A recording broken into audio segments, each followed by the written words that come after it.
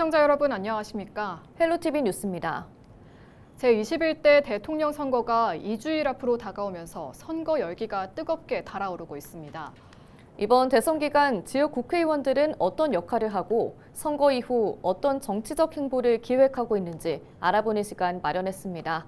오늘은 양천갑 황희 의원을 김호 기자가 만나봤습니다. 양천갑 황희 의원은 더불어민주당이 험지로 꼽는 양천구 목동 지역에서 3선을 역임한 중진 의원입니다. 김대중, 노무현, 문재인 3명의 대통령을 모신 뼛속까지 더불어민주당원입니다. 지난 정부에서는 문화관광부 장관을 지내는 등 능력도 인정받았습니다. 이에 따라 이번 대선에서도 중책을 맡게 됐습니다. 문화예술은 물론 서민들의 가장 큰 관심사인 주거복지 정책을 책임지게 됐습니다. 황 의원은 목동 아파트 재건축이 진행되고 있는 만큼 부동산 정책은 누구보다 자신한다며 지난 문재인 정부 때 겪었던 부동산 실패를 되풀이하지 않도록 철저한 준비에 들어갔다고 밝혔습니다. 주거복지의 문제가 부동산 정책의 문제하고도 맞닿아 있고 연결돼 있기 때문에 부동산 정책 전반에 대해서는 제가 좀 설계를 하고 그래서 5월 중에 한번 세미나를 통해서 발표할 예정입니다. 황 의원은 만약 대선에서 승리해 정권이 교체된다면 자신이 갖고 있는 모든 역량을 국정 안정에 쏟아붓기로 했습니다. 입각 등 자리에 연연하지 않고 3선을 통해 얻은 정치적 자산은 물론 국무위원을 수행하며 터득한 다양한 경험을 새 정부가 자리 잡는 데 밑거름으로 쓰고 싶다는 포부를 밝혔습니다. 자리를 맡아서 뭘 하겠다라는 욕심보다는 실제 그동안 경험하고 알고 있는 내용들을 좀 쏟아내는 그런 과정들이 필요하겠다. 이제는 3선도 했고 장관도 했고 했기 때문에 좀 제안하고 또 어떻게 하면 이런 것들이 해결될 수 있을지 좀 알려드리고. 계엄과 탄핵으로 치러지는 21대 대통령 선거는 정치 인생 30년 베테랑 정치인 황희 의원에게도 낯선 상황입니다. 하지만 대선 이후 대한민국의 민주주의가 다시 한번 굳건히 자리 잡을 것이라는 생각에는 변함이 없습니다. 또 대선은 끝이 아니라 시작이며 계엄과 탄핵을 통해 쌓인 튼튼한 민주주의를 기반으로 경제와 문화, 국방과 교육, 의료 등 사회 모든 분야가 제자리로 돌아갈 것이라 확신하고 있습니다. 헬로티비 뉴스 김호입니다. 은평구가 다음 달 3일 치러지는 제21대 대통령 선거 사전투표 참여를 독려했습니다. 은평구는 대통령 선거에 대한 유권자 관심과 투표 참여율을 높이기 위해 19일 오전 녹번역 주변에서 사전투표 독려 캠페인을 벌였습니다. 은평구는 이번 캠페인은 직원들의 자발적 참여로 진행됐다고 밝혔습니다.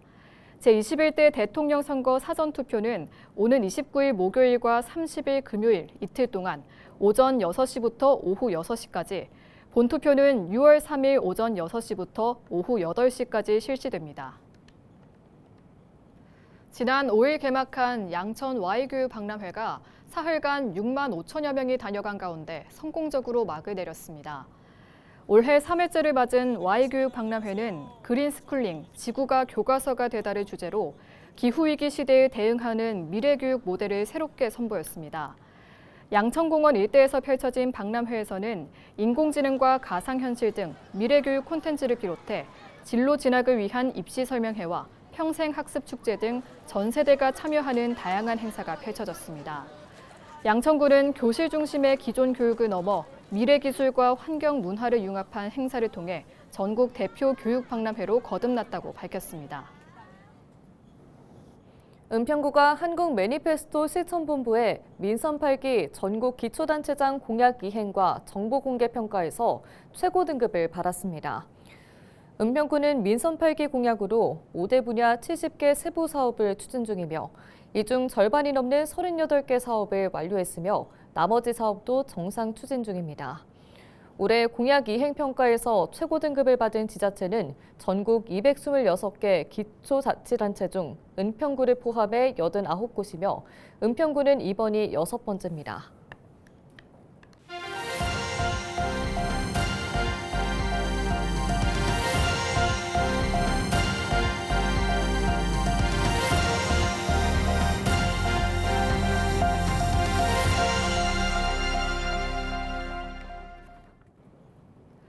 도성훈 인천시 교육감이 LG 헬로비전의 헬로 리더스 어워드 지속성장 리더상을 수상했습니다. 도 교육감은 임기 중 AI 기반 사이버 진료교육원 설립과 특수학교 신설 추진 등 인천의 지속가능한 교육복지에 힘써왔습니다. 특히 올해에는 인공지능 시대에 발맞춘 새로운 교육 환경을 구축하고 미래 인재를 양성하기 위해 인천 상상 플랫폼에 AI 융합 교육센터를 열고 본격적인 운영을 시작하는 등 지속 성장에 기여했다는 평가를 받고 있습니다. 도성훈 교육감은 19일 서울 상암동 LG 헬로비전 본사를 찾아 시상식을 갖고 인천시 교육청의 우수한 공공행정을 소개하는 대담을 녹화했습니다. 이번 대담 방송은 오는 5월 29일 LG 헬로비전 전국의 지역 채널을 통해 방송될 예정입니다. 인천시가 올해 도입한 인천 아이 바다 패스로 섬을 찾는 관광객이 크게 늘어난 것으로 나타났습니다. 인천 아이 바다 패스는 인천 시민이 인천 연안 여객선을 대중교통 요금 수준인 1,500원에 이용할 수 있는 정책입니다. 타 시도민에게는 여객선 요금의 70%를 할인해 줍니다. 이를 통해 시는 올해 1월부터 3월까지 인천 연안여객선 14개 항로를 이용한 인천 시민은 86,849명이 다녀간 것으로 파악하고 있습니다. 이는 지난해 같은 기간 78,266명보다 11% 늘어난 수치입니다. 타 시도민 이용객도 44.8% 증가한 7,533명으로 집계됐습니다. 인천도시철도 전 역사에 교통카드를 접촉하지 않아도 교통요금 결제가 가능한 비접촉 교통결제 시스템인 태그리스 게이트가 상용화됩니다. 인천교통공사는 인천도시철도 1, 2호선 전체 역사에 태그리스 게이트를 구축하고 서비스를 시작한다고 밝혔습니다. 태그리스 게이트는 교통카드를 접촉하지 않고 개찰구를 통과해도 모바일 센서 장치와 BLE 기술에 의해 자동으로 요금이 결제되는 시스템입니다. 휴대폰에 모바일 티머니를 설치하고 후불 교통카드나 체크카드 등을 등록해 이용할 수 있습니다. 또한 태그리스 게이트가 설치되지 않은 역이나 타 교통수단과의 환승도 가능합니다. 공사는 승객들의 게이트 통과 속도가 1분당 42명에서 50명으로 빨라져 출퇴근 시간대 지하철 게이트 혼잡도가 완화되고 교통약자 및 무거운 짐을 든 고객이 더욱 편리하게 지하철을 이용할 수 있을 것으로 내다보고 있습니다. 태그리스 게이트는 현재 전체 71개 역사에 85개의 게이트가 설치돼 있습니다. 공사는 태그리스 게이트의 운영 결과 등을 종합적으로 검토해 태그리스 게이트 이용량이 늘어날 경우 확대 설치할 계획입니다.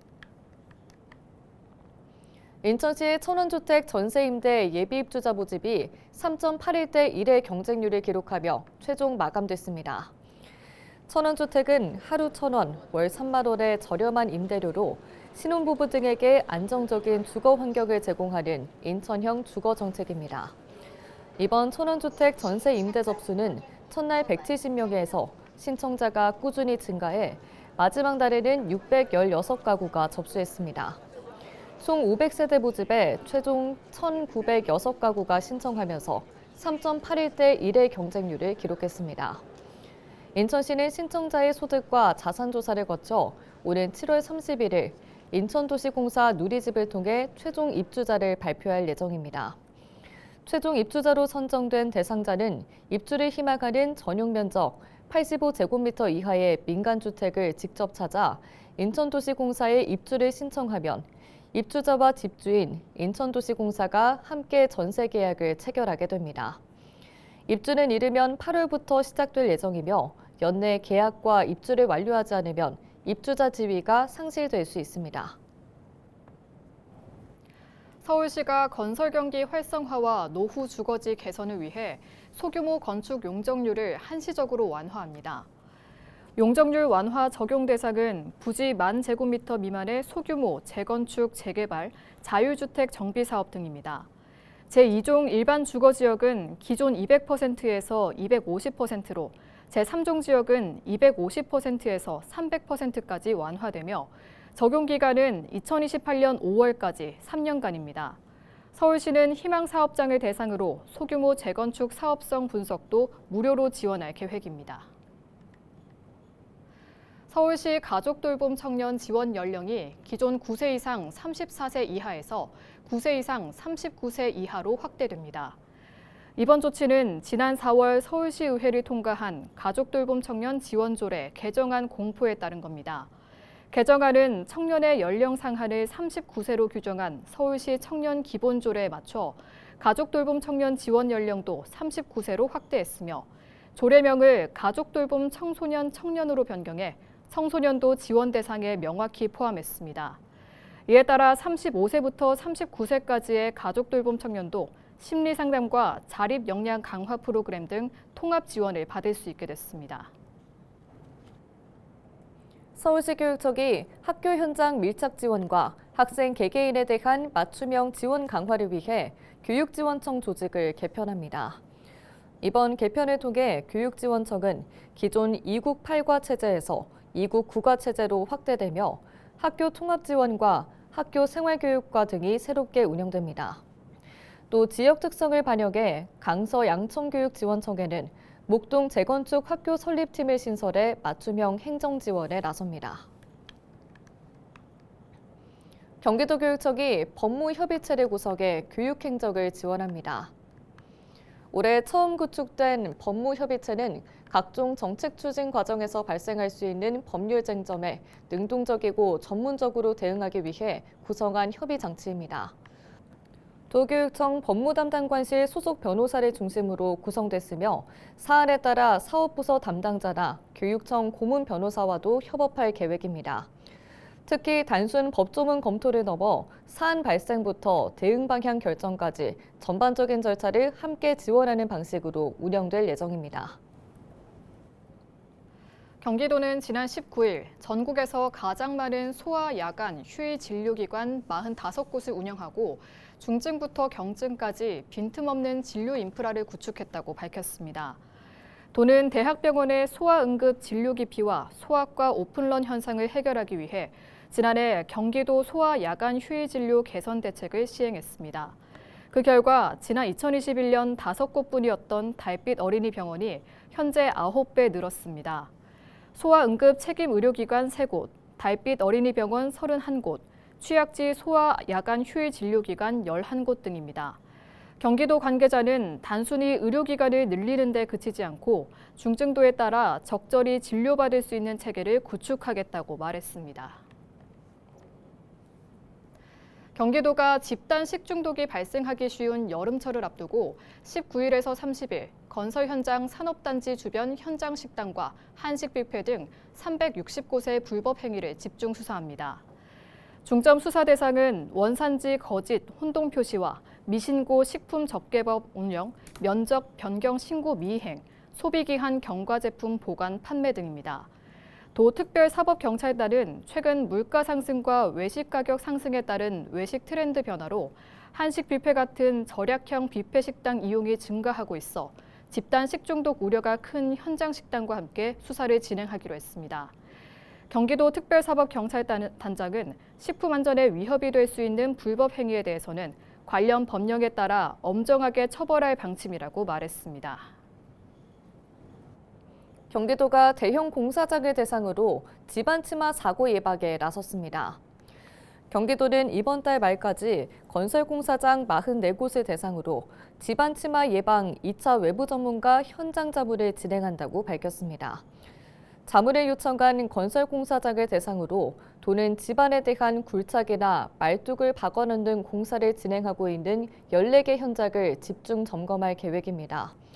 자문단은 각 시군 건설안전 및 인허가 부서 담당자와 경기도 건설안전 자문단 가운데 선정된 외부 전문가로 구성됐습니다. 현장 자문 결과는 시정조치 통보와 시군과의 정보 공유로 동일 사례 방지, 현장 안전관리 개선에 실질적으로 반영될 수 있도록 한다는 계획입니다. 이상으로 뉴스를 마칩니다. 시청해주신 여러분 고맙습니다.